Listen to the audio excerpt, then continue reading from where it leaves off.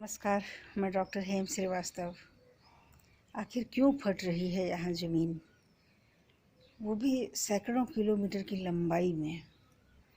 हम जाने कि अमेरिका के जॉर्जिया में ज़मीन बिल्कुल सीधी रेख में फटती हुई देखी जा रही है, यानी कि बिल्कुल लंबी दरार देखी जा रही है।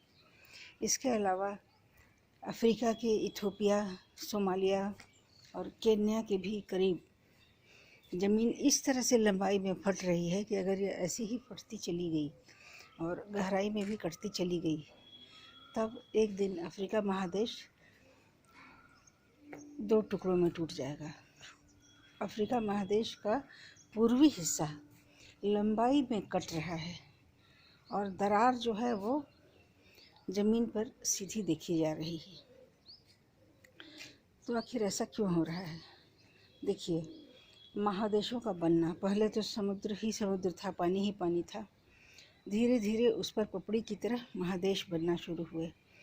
फिर महादेशों का बनना, विखंडित होना, टूटना, इधर से उधर धीरे धीरे बह करके जाना, कॉन्टिनेंटल शिफ्टिंग के तहत इधर से उधर बह के जाना, ड्रिफ्टिंग में उलझ जाना। एक महादेश बहता हुआ दूसरे में जा कर के मिल गया। कहते हैं कि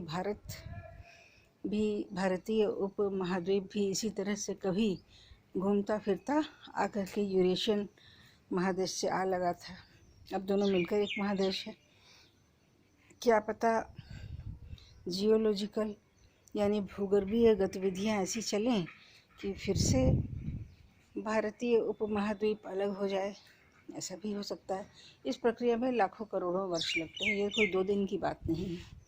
कॉन्टिनेंटल टक्कर हम जानते हैं, 2 कॉन्टिनेंट्स टकराते हैं और भारत समेत पूरे भारतीय उपमहाद्वीप में भूकंप इस वजह से बहुत आते हैं। तो ये जियोलॉजिकल टक्कर और बिखराव, क्या यही कारण है या कुछ और भी कारण हो सकते हैं कि कोई महाद्वीप, कोई महादेश हिस्सों में कटे? ऐसा हो सकता है क्या? ऐसा संभव हो भी सकता है, क्योंकि जिस तरह से धरती की परतें, अगर धरती ऊपर से एकदम सपाट दिखाई देती है, बिल्कुल एक रचना दिखती है, लेकिन अंदर की ओर जाइए तो धरती में परतें ही परतें हैं। धरती में करीब 7 से ज़्यादा परतें हैं और मोटे तौर पर 3 परतें हैं। सबसे ऊपरी परत में सिलिका और एल्युमिनियम होता है। उसके बाद वाली परत में सिलिका और मैग्नीशियम की बहुलता होती है। सबसे अंदर वाली परत में निकेल और आयरन की बहुलता होती है। तो ये अलग अलग परतें हैं, सबके अलग अलग गुण हैं। इन परतों में जलधाराएं भी चलती हैं। जहाँ भी जलधाराओं में बाधा आई तो पूरा ज़मीन का, धरातल के नीचे की ज़मीन का टेक्सचर बदल जाता है। तो टेक्सचर बदल जाने के चलते सब में अलग अलग ढंग की सिकुड़न हो सकती है, वे फट सकती हैं। उसमें से कोई कोई परत जो कि कम फैलने वाली हो, कम सिकुड़ने वाली हो, ज़्यादा इलास्टिक ना हो, वो दरार भी खा सकती है। ऐसा हो सकता है। तो अगर हम ज़मीन के अंदर से बहुत ज़्यादा पानी एक्सट्रैक्ट कर रहे हैं, जैसे कि हम जानते हैं कि जनसंख्या बहुत ज़्यादा हो गई है और ज़मीन के अंदर से उसकी पूर्ति के लिए, आवश्यकताओं की पूर्ति के लिए पानी बहुत ज़्यादा निकाला जा रहा है, तो वैसी स्थिति में कई परतें ज़मीन की सूख गई हैं, ऐसा भी माना जा रहा है।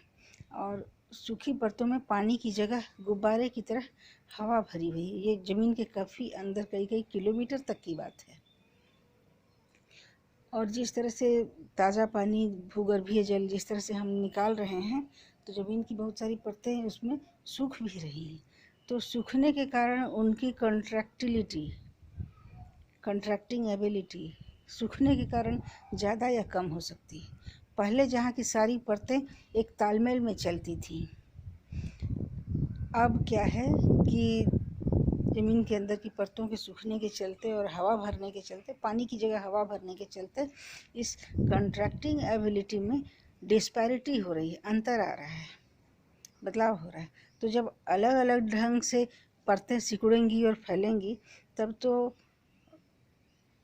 उनमें से किसी किसी परत के फटने की भी संभावना बनती है ना, किसी किसी परत के फटने की भी संभावना बनती है।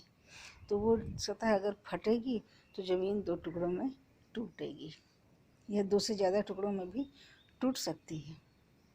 तो इसका ज़्यादातर बड़ा कारण प्राकृतिक है, लेकिन इसके अलावा भूगर्भीय जल का अत्यधिक दोहन यानी ओवर एक्सट्रैक्शन ऑफ